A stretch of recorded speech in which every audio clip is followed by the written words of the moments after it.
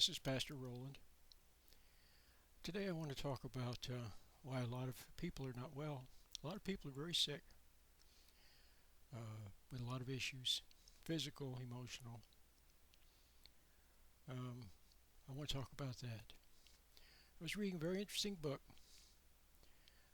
It's called Modern Miracles of Healing, I think is the name of it. Modern Miracles of Healing, written by David Fant, David J. Fant, who actually was a minister. And he worked at the Missionary Alliance for A.W. Tozer for a long time. He loved Mr. Tozer. He knew him well, and he wrote a beautiful biography of A.W. Tozer. It's worth looking for. It's not easy to find, however, I was able to find it by an interlibrary loan. It was very nice. But I want to talk about not being well. Why? There was also a minister a few years ago who wrote a book, Why Christians Get Sick. Okay, but it's a good question. But anyway, in this book called Modern Miracles of Healing, it was written back in the 1940s, actually.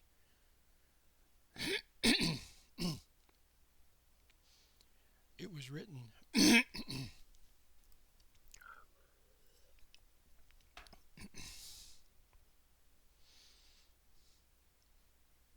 It was written back in the 1940s, actually. There was a chapter in there about a man in Tibet who was trying to become a Lama, didn't make it for some reason, and so he went back to being a regular person,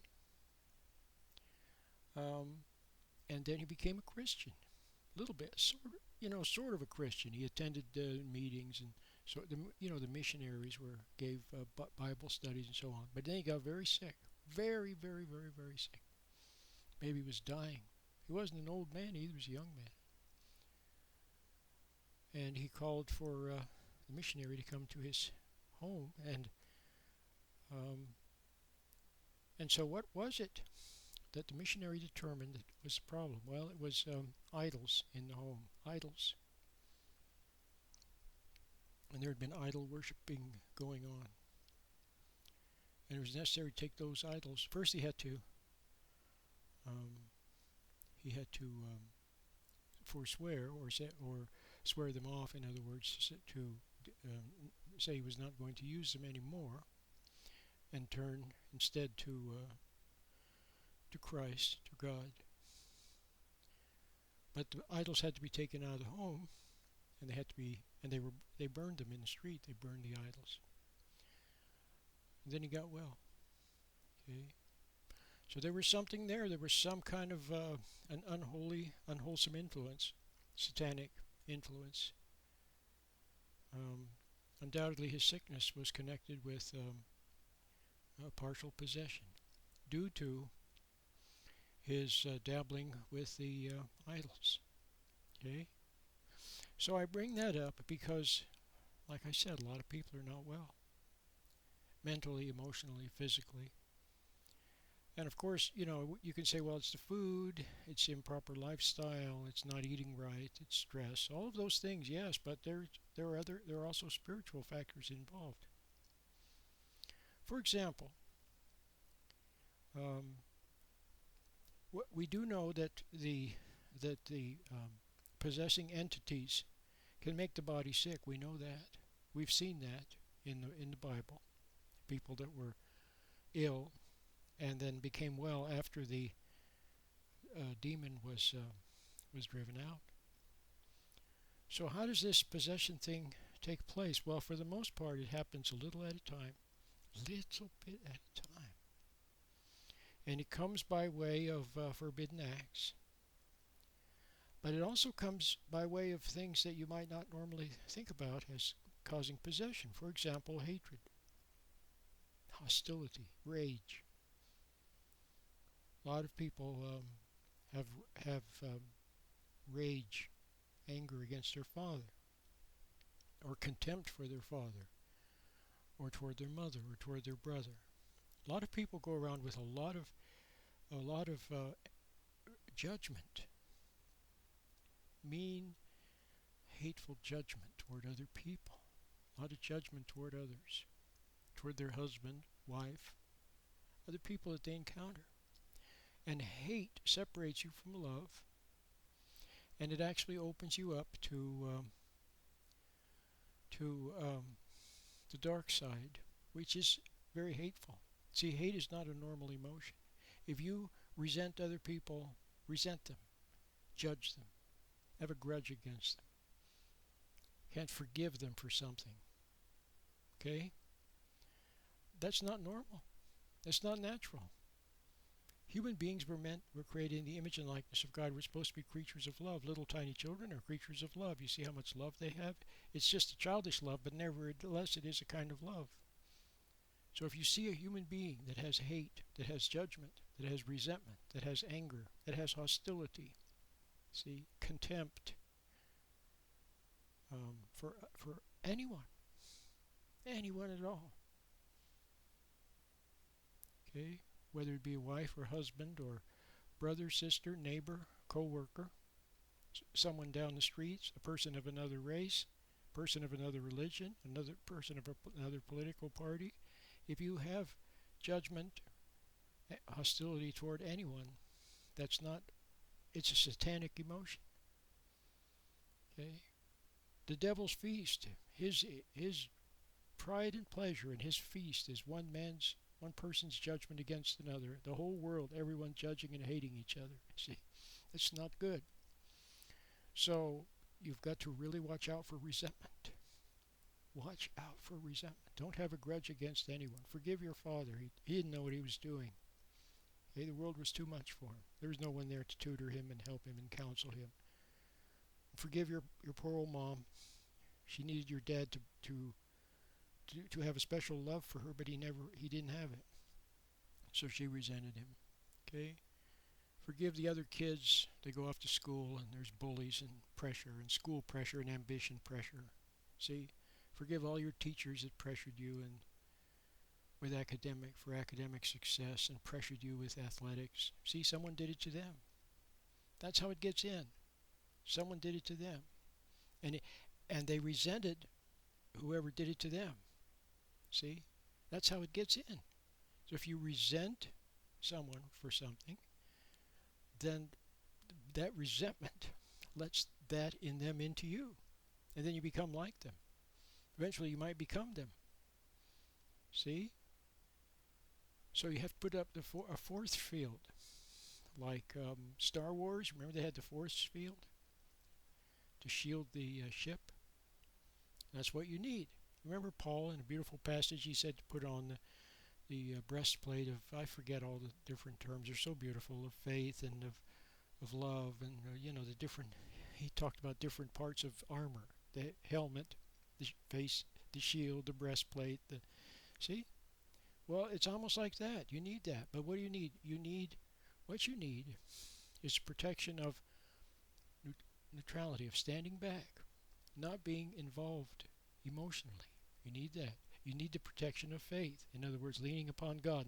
Look not to your own understanding, says the Bible. Of yourself you can do nothing, said Christ.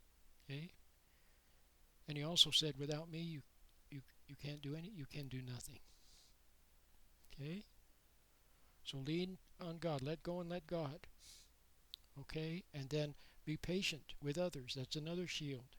Patience means not resenting, not judging, not being angry at, not having contempt for. See? Patient. In other words, not judging. It doesn't mean you have to pretend that they're nice. If you see error, it's okay to see the error. It's okay to discern error. If somebody's wrong, it's okay to see that they're wrong. Or you think they're wrong. See, you may be mistaken. If you have resentment, see, it can twist your thinking so that it seems like they're wrong. They may not be, but let's say they are. Somebody's in error. They've done something wrong. Okay, it's okay to see that it's wrong. You don't have to like it. You don't have to pretend that you don't see it. Just don't hate the person for it. Don't resent the person.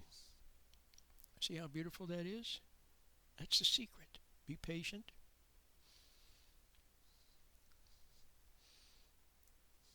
So there's the secret. Be patient. Let go of your resentment. A lot of you are full of a lot of hostility, a lot of grudges against people, a lot of unforgiveness. You blame them. She did this to me, and after what he did to me, and so on. See? So you got to watch out for that. You've got to let go of the resentment toward other people. Make it unimportant.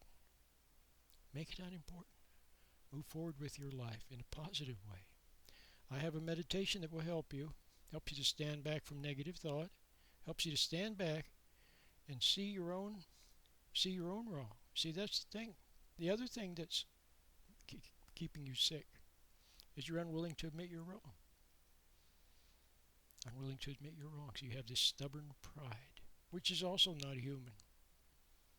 Maybe we're naturally egos. We're born with an ego, something from Adam.